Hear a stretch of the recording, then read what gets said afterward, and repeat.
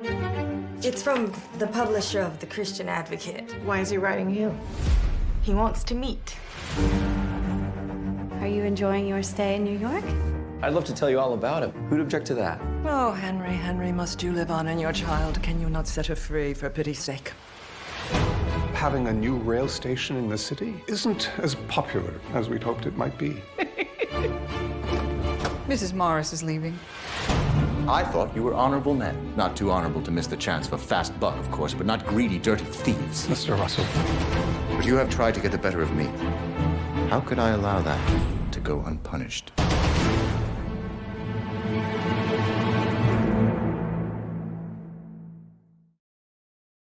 You always have to be careful in life of pushing people who are powerful, because if you go too far, then inevitably the tiger comes out of its cage.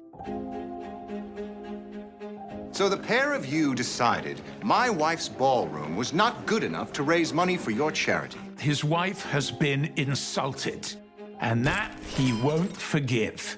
And he is reminding those women that he has more power than they will ever have. George pulls this amazing stunt where he buys out an entire charity bazaar because the women refused to hold it in the ballroom in Bertha's house.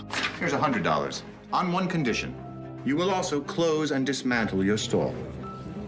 She feels vindicated because the at-home was really humiliating for her. And it's really humiliating for those other women because they'd organized this entire event that was supposed to go on, I think, for days, and it's just packed up and erased. I'm sure your father means well, but I'm afraid his generosity will close the bazaar before it's really begun. George will not lose, and he will not allow his family to be seen to lose. He can't maneuver diplomatically and politically through the sort of world of Mrs. Astor's 400 in the way that will deliver Bertha the results that she wants immediately. But he can punish everyone for keeping them out. This sort of stunt does not impress the people you want to win over. Mrs. Morris, this sort of stunt impresses everyone. And however much they may think they can reject his wife, the moment he chooses to destroy them, he can. And what it does is it shows that the Russells are, in fact, a force to be reckoned with, which Mrs. Astor acknowledges at the end of that event. The lion has roared. Yeah, I think that's a little bit what he's trying to do, is say, you can't treat us this way. Don't ever think you can treat us this way. We'll come for you. I'd say they learned their lesson. I think neither Mrs. Morris nor Mrs. Fane will ever forget this one. Did you think we'd forget about it? I can't give you what I haven't got. Find it! But I can't. Get the money. I'll be back to collect it tomorrow. We live in a society that has bound women.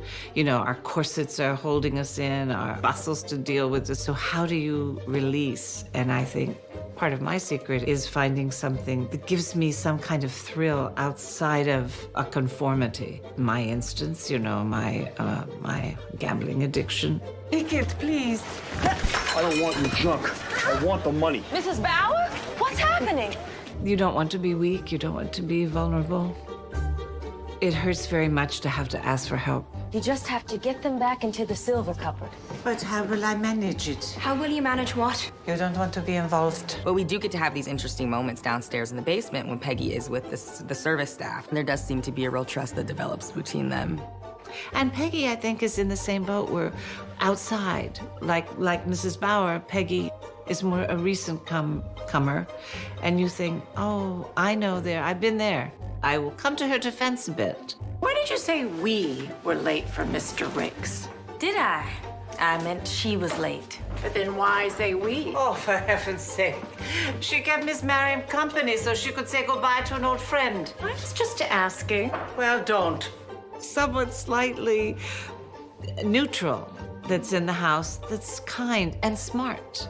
She can give me good advice. She can help me. I think that's kind of exciting because not many of the women characters get to navigate all those worlds in our show. Can't we help her?